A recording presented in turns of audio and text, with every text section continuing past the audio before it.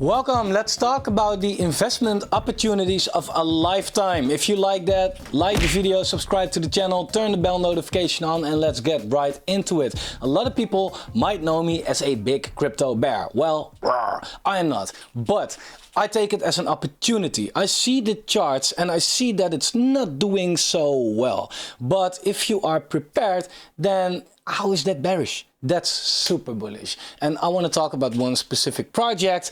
Let's not hold this any longer. It's probably already in the title, etc. So it's about Seedify. But before I want to talk about Seedify, we have to take a look at a couple of other charts, because these charts can predict what Seedify is going to do. Well, let's first go to Seedify anyway. Whatever, what you want. So if we look at S-Fund. Why is this going to be an investment opportunity of a lifetime? Well, you first have to know what Seedify is and what it does. For the people that don't know, it's a crypto launchpad. If you buy this token, you will be liable to participate in new launches, and these new launches, especially in the bull market, do very well. If you look at the all-time high ROI that Seedify did in, well, especially the last bull market, you see that all at the end of 2021, basically, they released projects that did the 700x, 185, 170, 150, etc., etc. The 150 is not there, but well, very good launches. These were crypto gaming launches. And why am I so bullish? Well, one, I'm very bullish on crypto gaming in general. I think that crypto gaming will be big. And two, as well, if you realize that in the last bull market, freaking shit projects, Spintop, I don't know, Blocktop, they're not so great.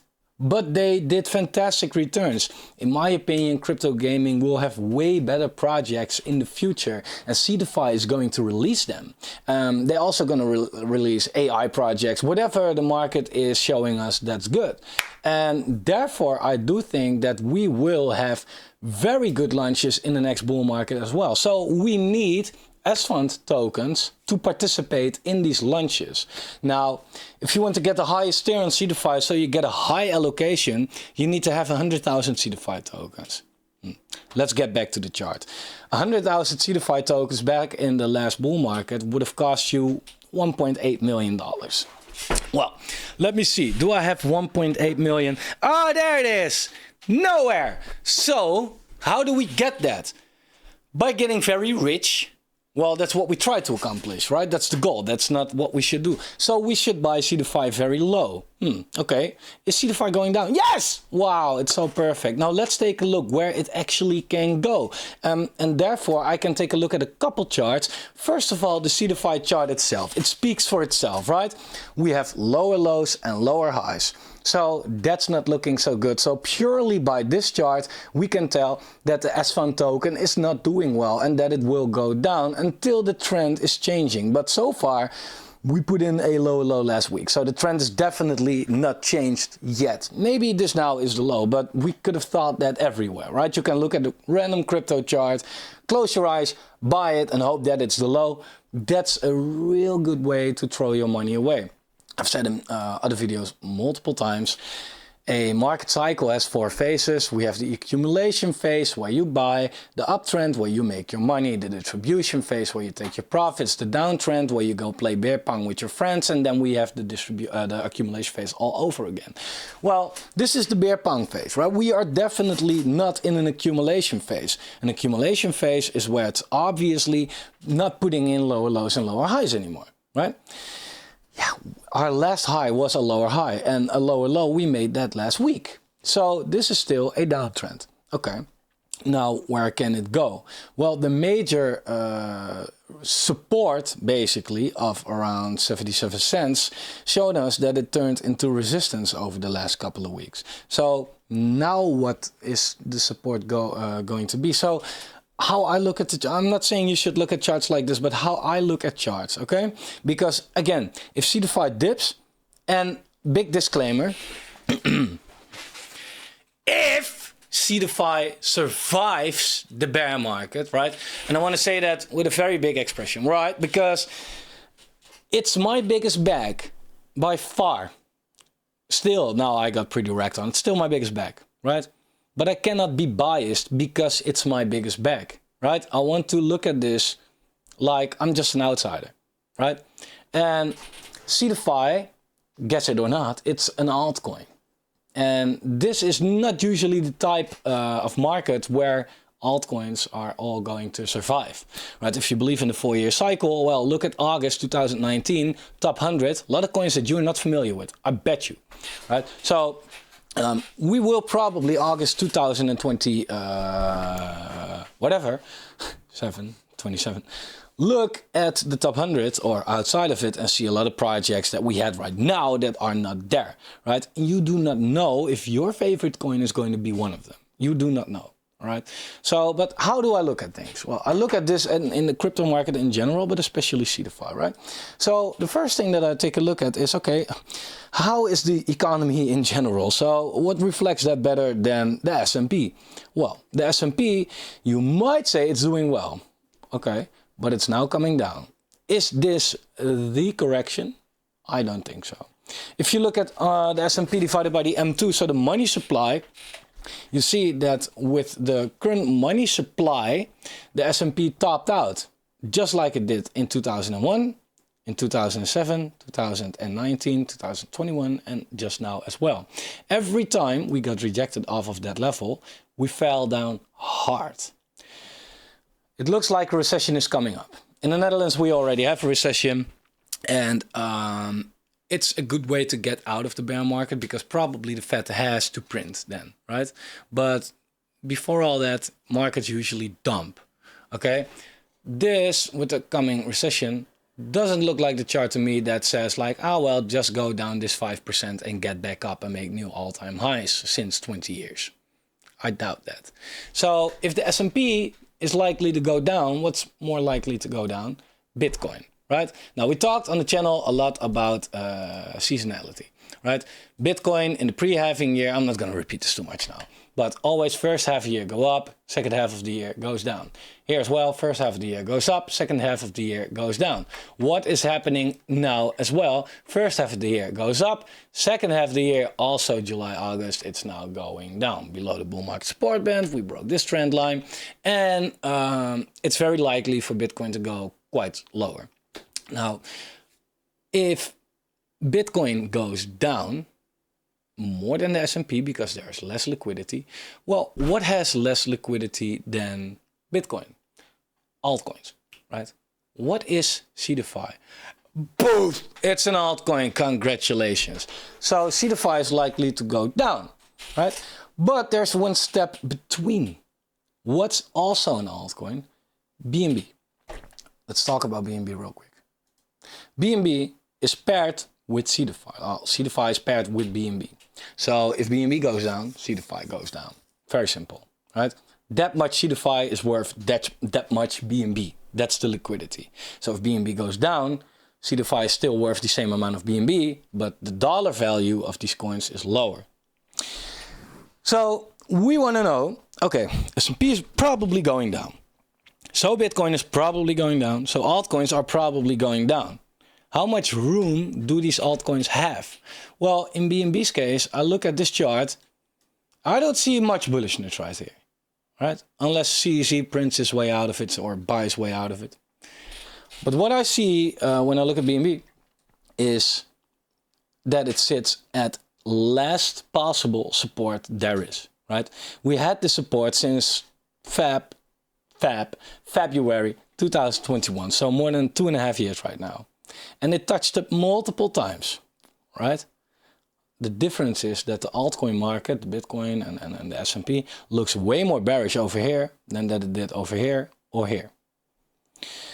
So, again, if it's going to play out like I just speculated with the S&P, Bitcoin and all of that, then BNB has no more room to fall, right? Or it has room, but it has no more room for support. Then, excuse me, I'm a little cold. But then the crash could be pretty hard. Two things, BNB is in this parallel channel, right? We have the downside right here, we have the upside right here, and this middle band is beautiful resistance and support as well. So if we have to go down, then yeah, it depends on when it happens. If it happens this week, basically, BNB can get to $65. If it happens in a couple of months, it can go to 80, 85, whatever. But that's a lot lower than where we are right now. That's a 70-80% move down. Well, 70. That's a lot. That's really a lot. Okay. If we hold that, that's already super bearish for Seedify. I'm going to show you why. But it's also the question if we hold this. Because if we don't, then this is the first horizontal support. $40.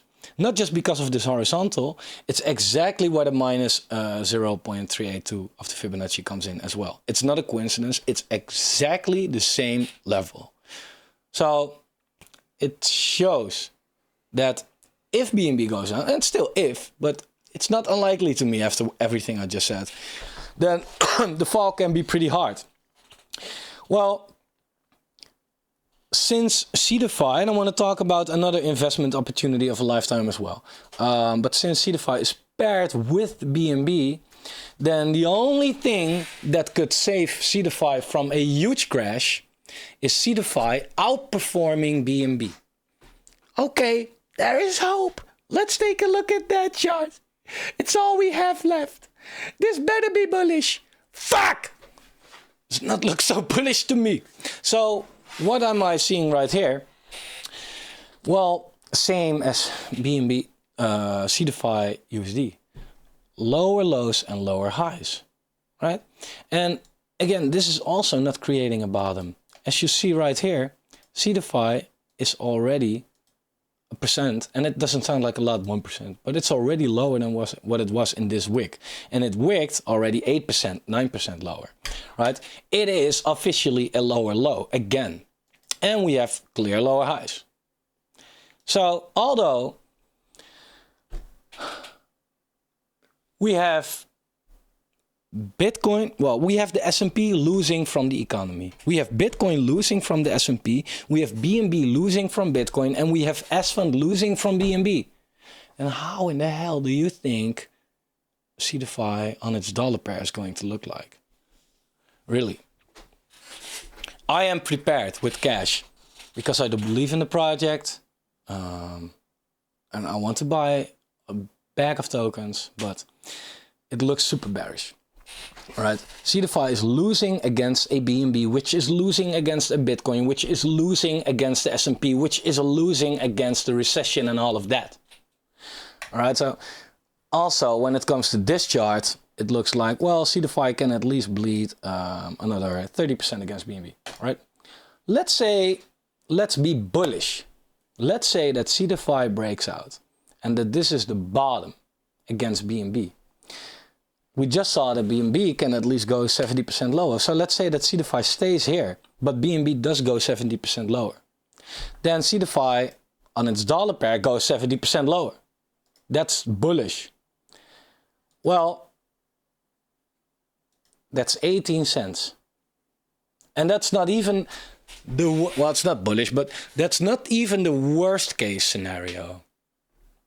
Right? Because if this happens and Seedify also loses another 30% against BNB, I don't want to talk about it. It seems too premature. A lot of people that like S-Fund are not going to like me for this. Again, I'm not saying this will happen. I'm not even saying I hope this happens because I will lose a lot of money as well. And I am actually concerned if the project will survive because I actually don't know if Levant is, or Levant, I don't know how to pronounce, is prepared for this, the owner of Seedify and the team. I don't know if they see what I see. I don't know about their runway exactly. I have the faith in Seedify to buy at low levels. But it's always the question, does the project itself has the faith to do that? And are they going to survive? Do they have the runway? I think they have the runway, but I don't have clear insights on that. But that looks really bearish to me. Now, our hope is a bounce, for example, from Bitcoin at this level, where the dominance goes down, for example, so that BNB and Seedify can go up. Our hope is that BNB gets bought up at this level like it did any time before. That's an hope. Our hope is that Seedify breaks out of its range or range out of this downtrend against BNB, that it starts outperforming BNB finally, there are ways out of this. But it doesn't mean that I am not prepared for the worst, right? If you do look at Seedify dollar and you feel like, oh, let's buy the dip with everything you have, that doesn't seem like the smartest way to go by. So yeah, if I don't know, if I look at just this move right here, right? Like this move, for example, we put a Fibonacci over this and we take it from this wick to this wick. You can see that, well, 30 cents, give or take. This is my area where I start dollar costing, like quite heavy, but not with everything that I have, because I don't hope so, but I won't be surprised if Seedify also goes to 10 cents, right? And it does look quite concerning. If you look what Seedify is paired with, it's BNB, BNB, BNB. It has no liquidity with stables at all, at all. So they have a lot of liquidity, but yeah, if you have a lot of liquidity with a token that looks very bearish, then yeah, it's not up to Seedify to go down. It's more up to BNB. So if you want to know how Seedify does, you should more look at the BNB chart, in my opinion, at this specific point. And yeah, if you want to know how BNB is going to do, you want to know how Bitcoin is going to do. If you want to know how Bitcoin is going to do, you want to know how the S&P is going to do. If you want to know how the S&P is going to do, you should look at the fucking macro. And that doesn't look that good. It just doesn't look so good. So therefore, yeah, since Seedify, like, the S&P has more liquidity than $5 million, right? So if that goes down another 5%, can you imagine what this is going to do, right? However, that is the investment opportunity of a lifetime if Seedify survives the bear market, okay? If Seedify survives the bear market. It currently has a market cap of $30 million. Could it go to 10? Could it go to 5? Yeah, it could. It could. Nothing is impossible. However, there's another investment opportunity of a lifetime. And that's, take it one step further. As we spoke about, Seedify is paired with BNB, then you look at Bitcoin, etc.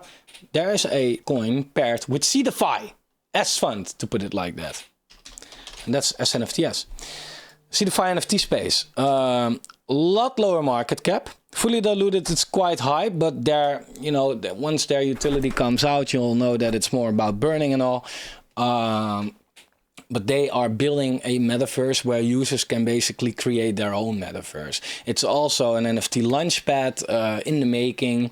And I think that this is a very bullish project, although they have no training farm. So this is basically a project that if Seedify makes it, and if this is going to work out, this is such a project that builds in silence and can actually maybe 100x in the next bull market, right? And then you look at this and you be like, well, can this actually go to $700 million market cap?